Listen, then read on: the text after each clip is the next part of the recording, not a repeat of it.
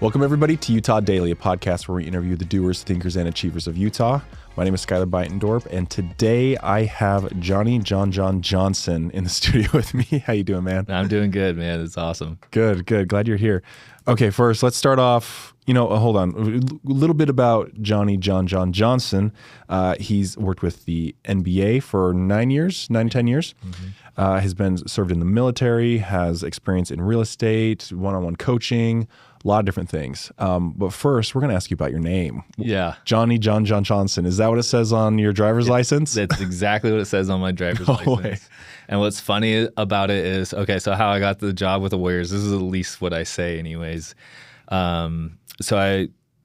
My old manager, which we're still friends, it's an incredible organization, and the changes that they've made, obviously why they're such a winning organization now. Mm-hmm. Culture is everything, and they are, you could write a book about what they've done, right? But it was funny. So I think it was like 2005, I think is when I started working there. God, it's been so long. Now I just aged myself. But the hiring manager, the actual manager called me. He's like, "This is not your name." I'm like, "It's my actual name. I'll bring my ID up for the interview and I'll show you." And that's how I got the interview with the Warriors. Because of the name, they're like, "No way." They didn't believe me. He's like, "I loved your resume anyways." He's like, "But..." So your middle name's Jon Jon? So my middle name's Jon Jon. So my first name, so here's the even funnier part. I named my son Junior. Oh. So everyone calls me 4J. Uh-huh. Since high school and stuff. And then my son, we really call him like JJ, but he's 5J. Yeah. So it's kind of funny. I figured, well, you can only do it one time. Mm-hmm. For me, a lot of people always like, did you get a lot of crap growing up? And I never looked at it that way. I just thought it was really cool because everybody kind of knew who I was because my name. Yeah. Even today in business, or if I call someone, they're like, "Oh, you're that Jon Jon guy." I'm like, "Yep, that's me." Yeah. Like, it's an easy icebreaker. The worst part is when you're in your your 21 era, mm-hmm. and you go to like a club and then like, "This is fake, right?" And I'm like, "No, you can check it." So it's just funny. But my first name comes from my dad's nickname as a kid. His dad died from an accident. A horse accident, and he used to always call him Johnny, like Johnny on the spot, Johnny this. Like, it was like an old nickname back in the 50s. Uh-huh. And then Jon Jon is my step grandfather, if you will, or my grandfather, as I know him. His name's John, and then my great uncle, who raised my dad as well, is named John. So he just put them together. Okay. And the crazy part is my birthday is October 29th. And it's right before Halloween. And so my mom and them, it's a funny story, is like, my dad was a streaker. So it just tells you how wild growing up was for me. Yeah. But my dad told my mom the story that like, we're either going to name this or we're going to keep going and having more kids. And she's like, "Okay, I guess that'll be the name." Yeah. Like, because I'm done, So just funny story. That is a funny story. I feel like it's really helpful for personal branding. Oh, yeah. And even just, like you mentioned in high school, like everyone knew you just because your name was Jon Jon Johnson. Yeah, it's funny. So, no, I like that. That's awesome. Well, will you give us just you kind of gave us a little background on at least your name and a little bit of growing up, but tell us more about you and just where you came from and how you ended up here today. Utah? Yeah. So for me, I grew up in the Bay Area. So I lived in San Jose most of my whole entire life. So for me, growing up, probably like many people, maybe had a family that struggled, things like that. Mm-hmm. My mom moved to Montana when I was 10. So it was kind of like, I kind of lived this split life all the time, going back and forth between states. And for me, my dad's an entrepreneur. Most of my family's been in the military, all in the Air Force. So that's kind of why I followed into the Air Force kind of thing. Mm. I moved out when I was 16. My dad was an extreme abusive alcoholic. And for me, it just got to the point where I'm like, I have a job, I have a car, I'm going to school, I'm doing all these things. Why am I just not taking care of myself? Yeah. So that was the decision I made. It was tough. It was a really hard day, those kind of things. But I've also learned a lot. I've been talking about this a lot with people's resilience. Mm. And a lot of young kids today don't learn that because they're sheltered from it. Yeah. And adversity is what teaches us how to be strong. Mm-hmm. Yes. Right? It teaches us how to overcome. And if we never get any knows, then how do we learn how to deal with that? A bad relationship or whatever, you know what I mean? Like there's so many areas in it. And it's funny because, you know, my kids are at that age and I'm trying to teach them exactly that. But for me, growing up there was fun. I was a huge sports guy, played everything. I played for the U16 USA team for soccer and I was pretty good. And I just didn't think I wanted to be a soccer player, really, but everybody loved me. We won state championships and things. It was just Nice. fun. And then I played basketball, and that's where I really came into like loving it. I was always the skinny, small guy, thinking that he was, you know, 6'5", 6'7", and 250. Yeah. But I wasn't, which was fun. But I loved it so much, and I had a severe injury my senior year. And that's when I really found that I was really good at coaching. And my coaches would be like, dude, you know the play's better than anyone. Like, you're calling them out before we are. You're just going to sit next to us and be the other coach. And I had already started coaching little kids soccer when I was young because my stepbrother at the time needed, their coaches would have me come and coach and practice with them. So I thought it was fun. So that's kind of how I got into coaching. And, when I was in the Bay Area, I started my real estate. Started flipping houses and learning about investing in the properties and how to do that. And everyone's like, I remember I was working like 80 hours a week. I was insane. And when you're 20 something, like you can do it. You can do that. Right? You don't have kids. You don't have really the responsibilities. I wasn't one to take a lot of vacations. I didn't really party.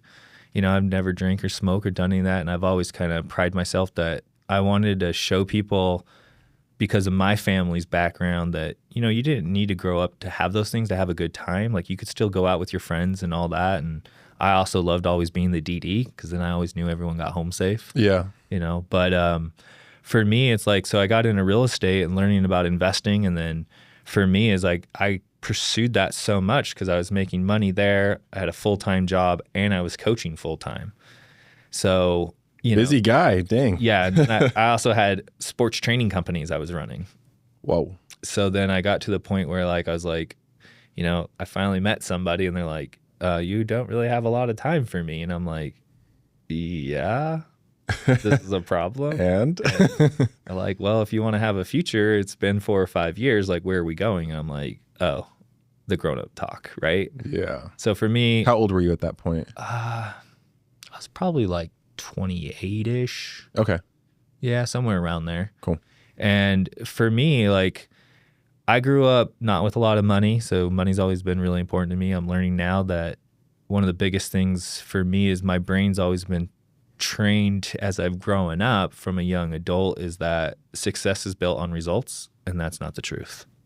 Success is built in the routine of the process. That's what should bring you joy. The result is a byproduct because you showed up every day to your commitment of the process, and your reward is that.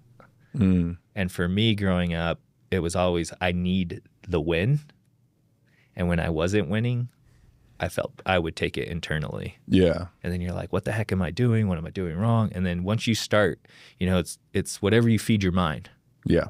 And once you start feeding your mind that stuff, especially internally, if you're an internal kind of person, you really start to attack yourself and you start losing focus, or you don't work as hard. Like that's how people go into depression and other things like that. And so for me, this is where I'm at right now, is I'm learning about all this through things I'm reading and going through. And it's like, almost like, wow, I never had anyone tell me that, and it's funny because I tell people all the time too, is like, you don't know what you don't know. That's probably the biggest thing I've learned in mentorship from very wealthy business owners that I've been around my whole life, is that you'll never know what you don't know. And that's why the power of mentorship is so important. Whatever industry you're in, like John Maxwell, most people probably don't know who he is, but if you looked him up, you'd see he's a significant business leader and author, and he's probably got like 20 best number one books out there. But I had a chance to be mentored by him a little bit for about 5 years. Wow. And learning from him is just like, mentorship is such the key to learning and not making all the mistakes. Like you're still going to make mistakes, but that mentorship can shorten the distance and the time. And And for most people, especially men, we have egos. Yep. And we think we can do everything better or best. And for me, I got around Coach K at 22.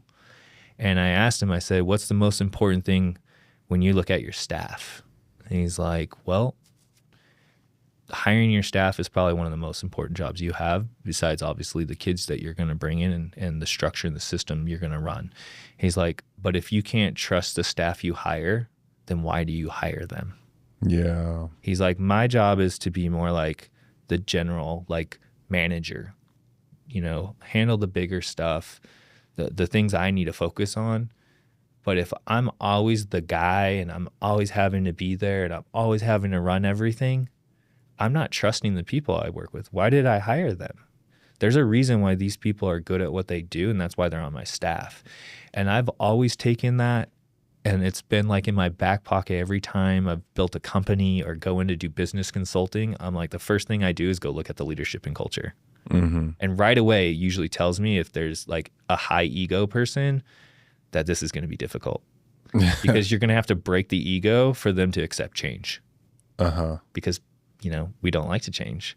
And the higher the ego you have, the less likely you are to be willing to submit to change, regardless of how much green money you can show somebody.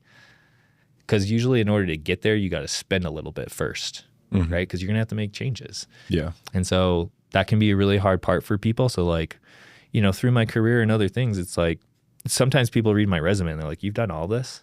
I'm like, yeah, I've been, I started early. I mean, my dad used to take me to work as his carpool buddy.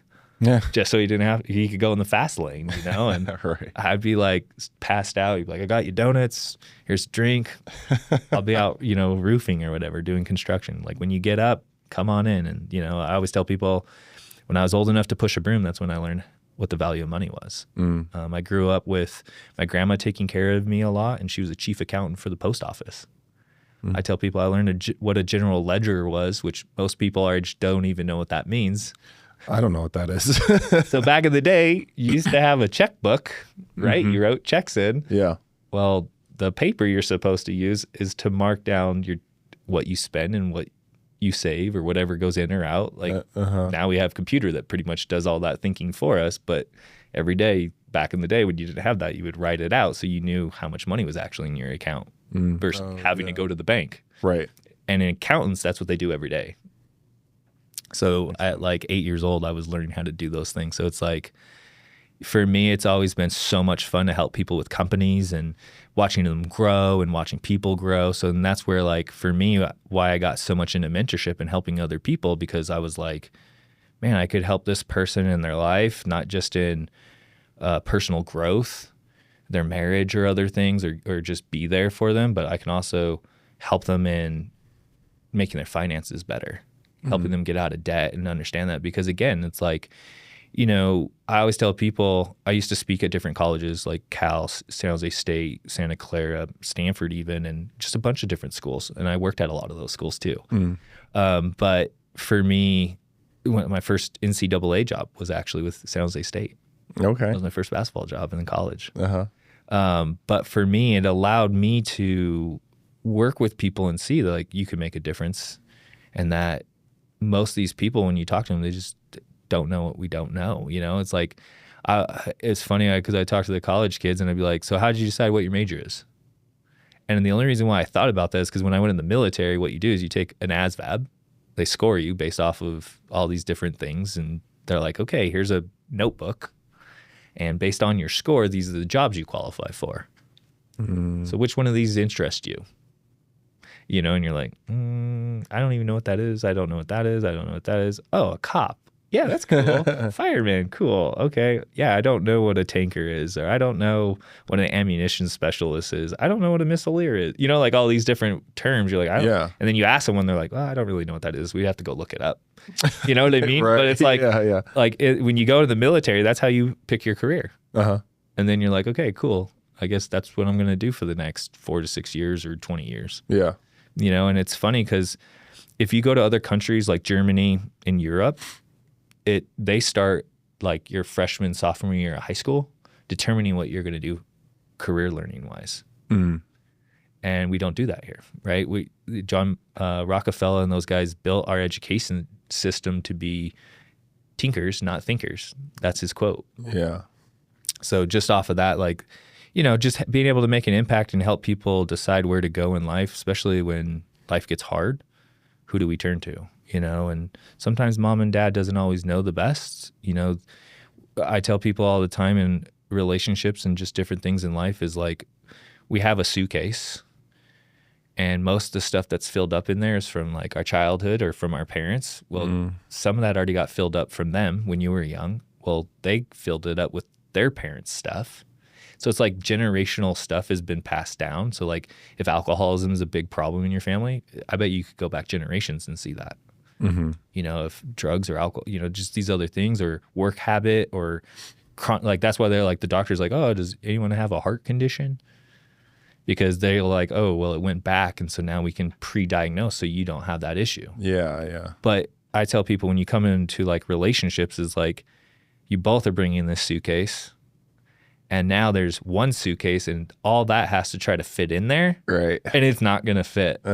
And you're not going to like some of the stuff that's going to go in there, so you're going to take it out, and they're going to do the same thing. But at the end of the day, it's like, this is our suitcase going forward. That's marriage. Right? And then you go along in life, and then you have kids, and you start slowly unpacking some of that, and pretty soon your suitcase looks a little emptier, and that means you have more room for each other. But the hard part for most people in a relationship, don't look to replace with new things. Good relationships will replace the growth into their safe things in there, which then they'll pass on safe habits too. Yeah. Sorry, that was a total tangent, but all good. No, I like it. I was like, wow, he has done a lot. There's one thing you said earlier that I want to go into, because I think this is really relevant, especially in today with how much technology there is. But you talked about feeding your mind, and how important that is. What does that mean to feed our mind, and how do we do that? Yeah, I think it's so funny because my coach, Jeremy, like, in real estate, he is we call it the state of mind, right? And that's kind of coined from Tony Robbins, if you will. And his mentality there of your mindset first, right? And a lot of people in business focus on the technical, the skills, right? Like, oh, if I just know how to do this, then I'll be good at it, and then I can make money, or I'll start a company and this is what I'll do, Well, you're not going to go anywhere. Or like, I always kept saying like, man, I keep getting like right here, and then something falls apart. Why? Well, I only knew how to get me here. I needed someone to help me take me to here, but I needed their mind. So it's two parts. There's the mentorship mindset that helps feed you and build you up. But then there's also, what are you feeding yourself? Right? And most successful people probably listen to at least one podcast, maybe two a day. Doesn't mean it has to be an hour-long podcast. Some of them listen just to 10, 15 minutes, like while they're working out or while they're brushing their teeth. That's me in the morning. I just listen while I'm brushing my teeth. And then like sometimes I'll stop. I'll have a notebook in my bathroom, actually, in the drawer. And I'll be like, oh, I got to write this down. Or I have Post-its like everywhere in my house. People think I'm so like weird, but I love quotes. And so I have a quote wall in my room, and it's just like all these Post-its all over, and I'll write who it was and what day on the back. And I think it's just really cool. One day I probably will put it in a book and just like sell the book that way or something. You know what I mean? Like, but I think if you're not feeding your mind with positivity, there's so much negativity every day around us. I think also the hard part is dopamine, from Instagram and social media. And so we think those are likes and loves and people care, but it's very empty too. So very misinterpreted. Yeah, exactly. And so the brain thinks of it like dopamine, happy, cool, this is great. And then 2 minutes later, you're left feeling like, oh man, I'm alone again. Yeah. Well, that's the result of what that does for you. And so you get more addicted. So you're on it more. You need to watch TikTok more. You need to see that cat jump one more time. But that's not the stuff you want to feed your brain. That's not helping your non-conscious thoughts, right? And that's where our story is really written and stored from our childhood, and that's where your future and what you want to become, or a better person, those are the things that are locked in there. So if you're not constantly learning, like I'm learning a ton about attachment right now. Great book called Attached. I I have that book, but I haven't read it yet. It is I've so had it for good. a I couple don't care years. if you just like open and read a chapter, because if you're married or you're in a relationship, it will. I always thought like everyone's like, oh, you got to read the 5 love languages. Like, cool, great, like great, I did. Yeah. And it's great to understand each other on that level. I definitely highly recommend that. The 4 Pillars, that's a great book. But this attachment book is so good because it's psychology based.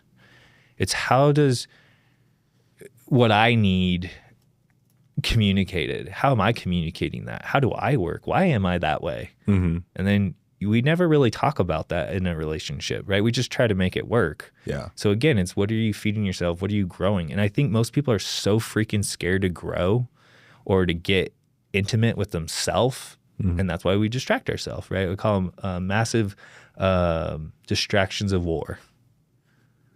Because you're at war with yourself and you just constantly are trying to distract yourself.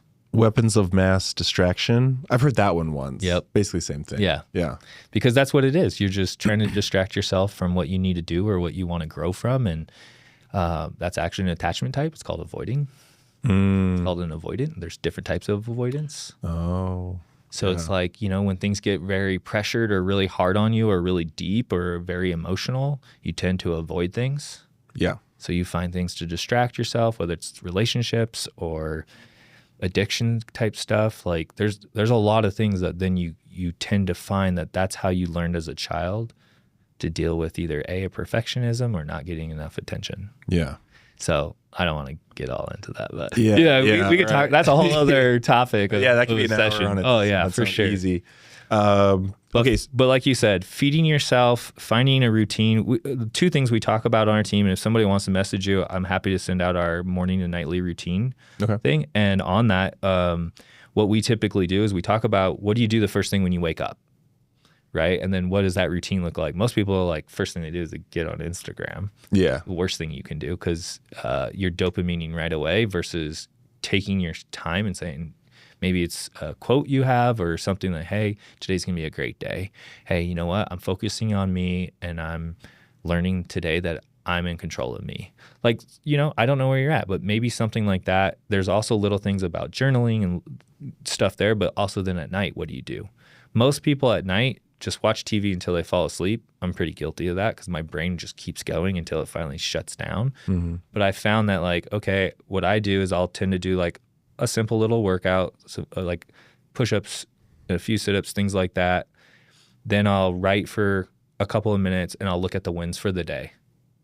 And then one thing that, hey, what could I have done better today as a father and then in a relationship and then in work? And so I tend to just write that out really quick. And I don't really, you know, like, oh my God over it. I just, time for bed. Yeah. But getting that out lets your mind not think about it while you sleep. Mm-hmm. So you stay in a deeper conscious. Yeah. Okay. It's huge. When it comes to like you could say the junk food of feeding ourselves, Instagram, video games, TV, really just social media in general. Mm-hmm. Is there an okay amount of that to consume, do you think? Or is it just like we should probably just avoid it at all costs? I think it matters where you're at. And the reason why I say this is there's a lot of people, I mean, business today is social media. Yeah. I don't care. Like, I think I learned, man, I think this was like 12 or 13 years ago. This was before like e-commerce was like a real thing. So I was building a e-commerce business before it was even like a real big thing. And I remember people like, why would people go online to buy stuff?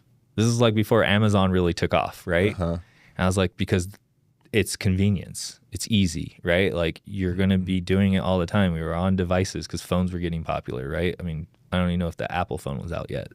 Okay. But what was happening is people could see that they're, you know, eventually where we're at today, right? And shopping's even an addiction now.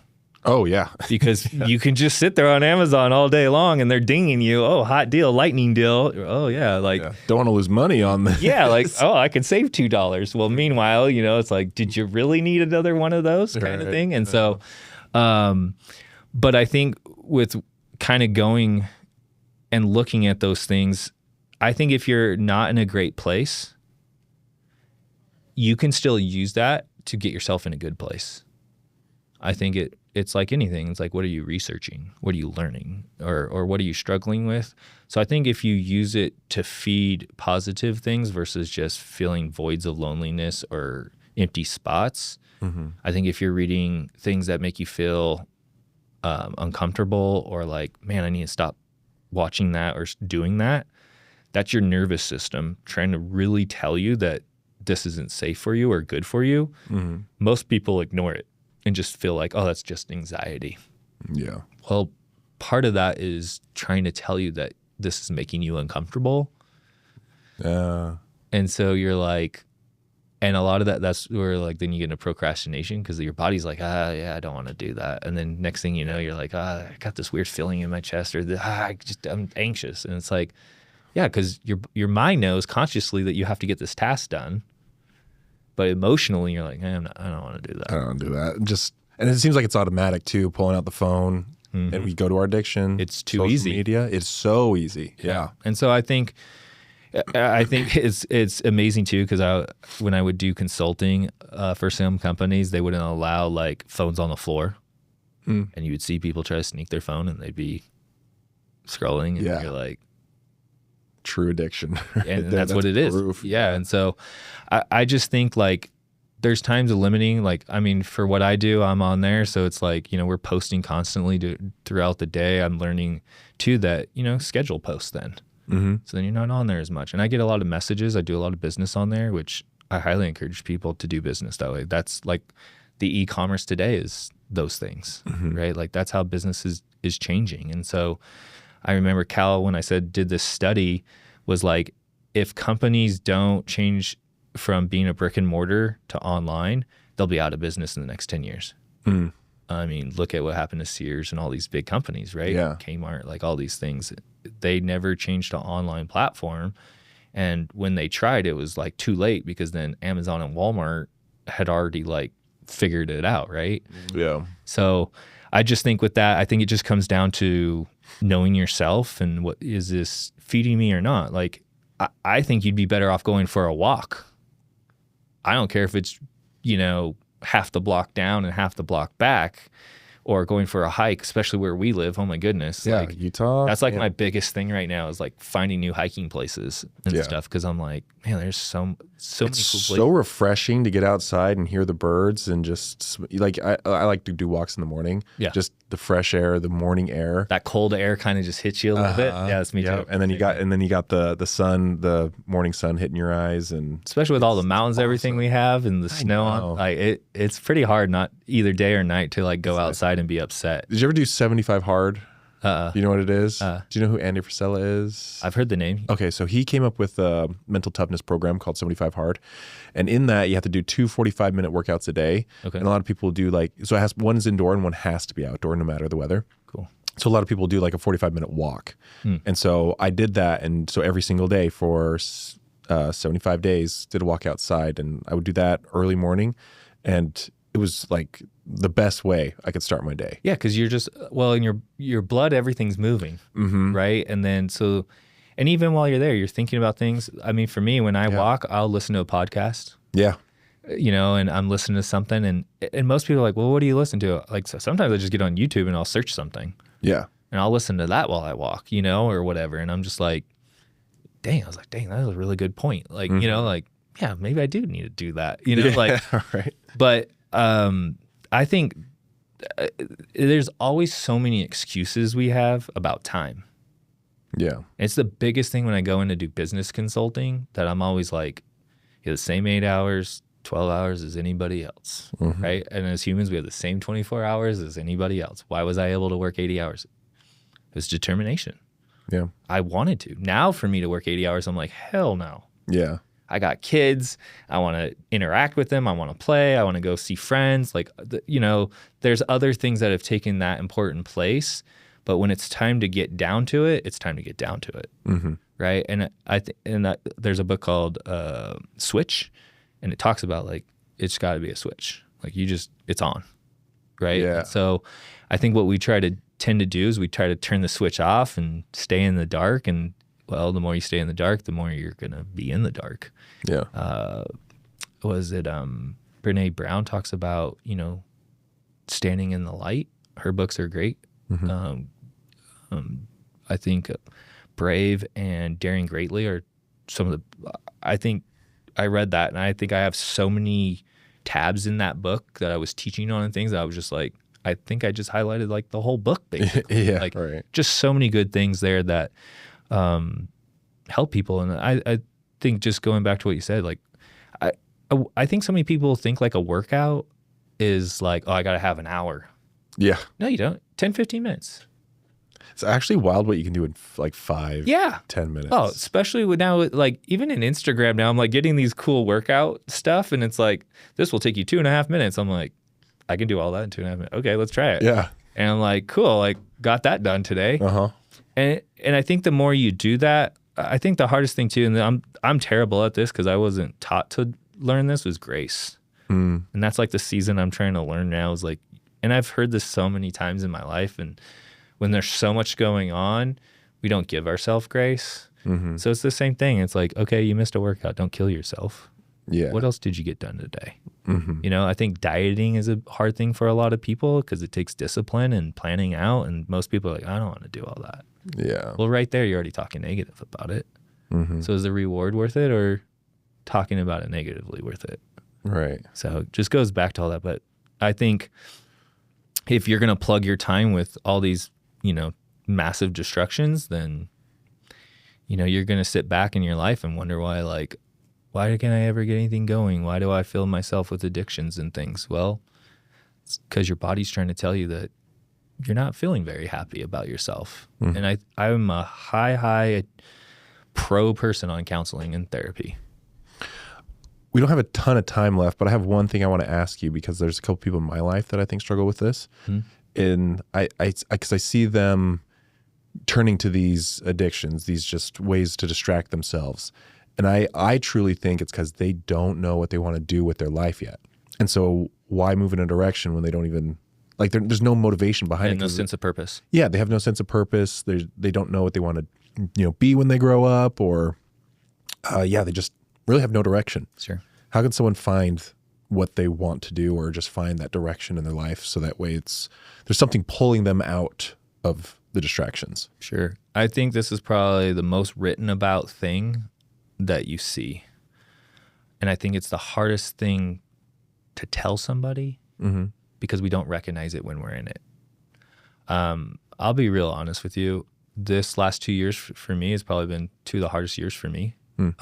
Financially restarting all over in Utah, in an industry where I was coming here with nobody to know, right? So you're trying to rebuild a company. I ended up having back surgery due to a military injury that I had, and just finally just couldn't take the pain anymore. And it got so bad that my nerves were having issues. And I struggled for 6-8 months, maybe 9-10 months. And kind of a depression of, you know, hey, the doctors are saying that I may not be able to work. How am I going to make money? How am I going to take care of my children? How am I going to take care of me? How am I going to take care of a spouse in the future? You know, all those things, right? So it's like you can be wounded in many different ways. You don't have to just be injured physically.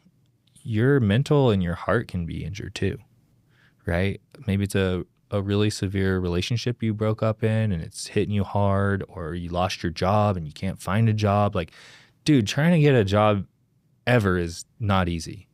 The best way to get a job, if anyone wants to know, networking. 80% of all jobs are found through networking. Don't waste your time just applying. Find other people. Make friends. Like, that's, you know, but anyways, getting back onto your topic though, is like, purpose is so hard because, again, going back, we're not taught to think that way.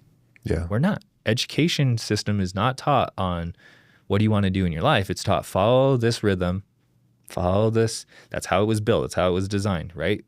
I don't want thinkers. I want tinkers.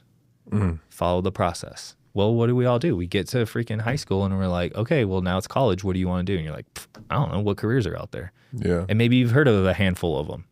I bet you if you looked up right now, I didn't know what a software tech engineer is. You guys probably have some fancy name for what you guys do. You know what I mean? Like that wasn't an option in school. Yeah. Like, counselor, like, oh, what do you want to do? I don't know. I was like, I guess I'm going in the military. Yeah. Like, cool. Okay, cool. Now you're in the military. Guess what? What do you want to do? I don't know. Yeah. So Over. I highly encourage people that a lot of what you're sitting with probably has to do with something that's pulling you away internally. Something is pulling at you. You lost purpose. For me, that's where I was.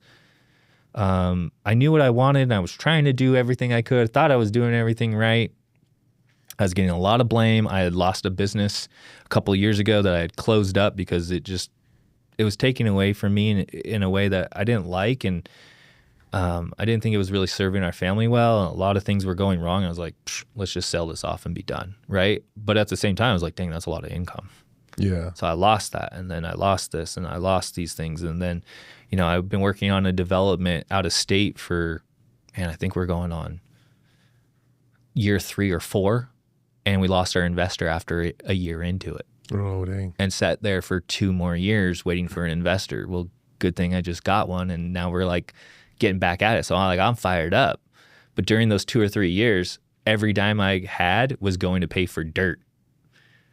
And nobody wants to pay for dirt because it doesn't bring you money back necessarily, right? And it's expensive dirt. It's not cheap. So for me, you have all these things just zooming through your head and mind, and then you have responsibility as an adult, whether that's if you have kids or you're in a marriage or you're in a relationship, or maybe you're just single and you're by yourself. Like that's even worse because then you're just talking to yourself. And I think a lot of us, I've been really good at this because I've got a lot of experience, is I always think like, well, I can figure it out. Yeah. And a lot of times you're not. And I think going back and sitting with a counselor, like a therapist or somebody, and just saying, for me, this is how I knew I needed to change something and seek out therapy. Was we were talking a lot about our team, like I said, and we talk about this stuff. And I kept writing down like, what's going on? Where's your motivation? Come on. And I started reading that, and I kind of looked back, and I'm like, what's going on? And I realized that because I was being told that, your back is going to need a second surgery. That means you're going to be out another 6 or 8 months. And I'm like, I can't do it. Financially, I can't do it. Yeah. I got all these people counting on me, my family. I got a house that's mortgaged into this, right? Like, can't do that. A relationship is all over the place. So it's like, again, it's like, okay, well, what is really going on? And I think that's when we need someone's help to kind of help us. It's kind of like if you took a deck of cards, you remember 52 card pickup as a kid, and they like shoot them everywhere. We used to call it taxi too. And then we're like, oh, you want to play taxi? I'm like, yeah. All right, go pick up your passengers. So, but it's kind of what our life looks like, and things get stacked on top of it in layers in our mind and in life, and it becomes really hard to sort out our own problems when we have no mentorship. Yeah. And again, sometimes just going to therapy is not a matter of like something's wrong with you. It's just that you need to reorganize those cards to make sense of, what do I want? What does matter to you? What things are you interested in? And that's the thing. I mean, trust me, everyone wants me to go back to coaching basketball. I've had a chance to be around the Jazz and their organization, and I think they're phenomenal. I think what they're building is going to be pretty dang cool. I think Ryan's a phenomenal owner. They got a lot of Coach Harding is an amazing guy too, and his mentality and how he thinks, especially as a young guy, a young coach, like that's hard in itself. So you have to like prove yourself, and just nicest people. And so I think for me, it's like everyone knows I love that. But the problem is it is a huge commitment. 84 games, I think it is now. And, half of that's on the road. Yeah. Plus days traveling, all that, so like, people all think like, oh, that's so cool. And you're in this and that. It's like, man, you're away from your family a lot. Yeah. How are you going to raise kids if you're not around a lot? And certain organizations allow you to travel with family, some don't. And every few years you could be looking for a new job because it's very cutthroat. If you don't win today, you're out tomorrow. Yeah. So, and I think that's what happens in the real world with our job, or we're where we hit a ceiling in our job or pay or whatever. And so we kind of like, this isn't fun anymore. You know, like I think I should be doing something else. And then we don't know what we should be doing else. And then we get frustrated. And then I call it a cancer in the coaching world on our team is you get negative people talking negative. Well, it brings down the culture. It brings down the rest of the team. Yeah. So you have to read out cancers, right? Like, because they're going to kill the philosophy of what you're building. They're not coming in productively. And I think for us, we kind of have that in ourselves. So if we want to get that out, I think seeking professional help is the first thing. Maybe it's, it is podcasts or just learning, like listening to other people, reading books about purpose and finding, your purpose. I think all these things are tools, right? I talk about this all the time. It's like we have this tool belt, and as a kid, we kind of got it handed to us, and there might be a hammer and a screwdriver, but that's all we had. And as we aged, we might have picked up things here or there. And as we become adults, we pick up parenting little hacks. And so our tool belt gets big, but eventually it's like, man, I can't carry all this. So you need a toolbox. And I think the best thing you can do is keep adding to that toolbox, because any carpenter knows a hammer is only good and a saw is only so good. But if I have an electric saw, is way better than a handsaw, right? Yeah. And I think that's life. And so I think when you're trying to find your purpose, it's real easy to say, oh, I love sports and I love basketball and that's what I should do. It doesn't mean that's what I should do for a living. Yeah. Right? Because if it's not, and this is hard because most of us have never talked about values.